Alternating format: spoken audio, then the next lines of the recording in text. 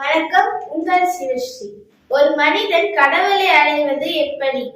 ஒரு தவம் இருக்க முடியுமா? தவம் இருக்க எல்லாராலையும் முடியாது. அது யாகம் பண்ண முடியுமா? யாகம் பண்ண நிறைய செலவாகும். அது ரிஷிகளால மட்டும்தான் முடியும். உச்சரிச்சு ஒரு மனுஷனால தெய்வத்தை அடைய முடியுமா? அது முடியாது. ஏன்னா நான் ஒரு குரு கிட்ட போய் நம்ம அந்த மந்திரத்தை முறைப்படியா கத்துக்கிட்டாதான் முடியும். அதுக்கு நீங்க கேட்கலாம், ஏன் நம்மளால அது இறைவன் அடையவே முடியாதாங்க.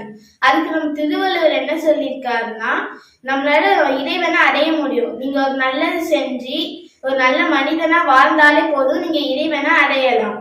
அதுக்கு ஒரு குரல் கூட நம் திருவள்ளுவர் சொல்லியிருக்காரு. வையத்துள் வாழ்வாங்கு வாழ்பவன் வானுரையும் தெய்வத்துள் வைக்கப்படும். இந்த உலகத்துல நல்லவங்களாவே வாழுங்க. நல்லவங்களா வாழ்ந்தாலே நீங்க இறைவன் கிட்ட போக முடியும். நன்றி, வணக்கம். அடுத்த குரலில் சந்திப்போம்.